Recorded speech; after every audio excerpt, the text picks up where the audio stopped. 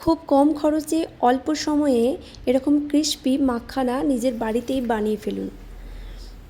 খেতেও সুস্বাদু, হেলদি এবং খুব কম সময়ের মধ্যে এটা তৈরি হয়ে যায়। তবে দেখে নেওয়া যাক। প্রথমেই প্যানের মধ্যে অল্প পরিমাণ বাটার দিয়ে দিলাম, আর তারপরেই মাখানাগুলো দিয়ে দিচ্ছি। ভালোভাবে নাড়াচাড়া করে নেব 1 থেকে 2 মিনিট পর্যন্ত। তারপরেই এটাকে নামিয়ে নেব।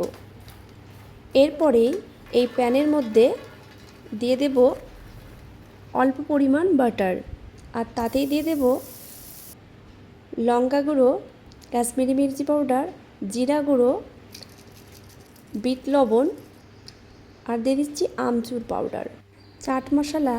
আর ভালোভাবে নাড়াচাড়া করার পরে এরপরে দিয়ে দিলাম মাখানাগুলো। আপনারা এখানে বিট লবণের পরিবর্তে নুনও ব্যবহার করতে পারেন। আর এই দেখুন, তৈরি হয়ে গেল ক্রিস্পি চটপটা মাখানা। আপনারা এগুলো টিফিনে এবং কোথাও ঘুরতে গেলে, ট্রাভেল করলে এগুলো অবশ্যই ক্যারি করতে পারেন। এরপরে এরকম একটা কাঁচের জারে রেখে দেব।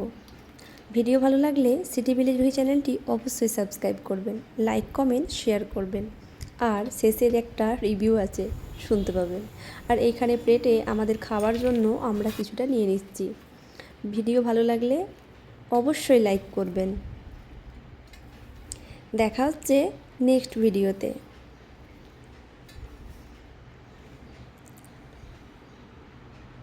ফ্রাইটাই হোমমেড আমি প্রথম খাচ্ছি, আমার দারুণ লাগলো। আমি চাইবো বারবার খেতে।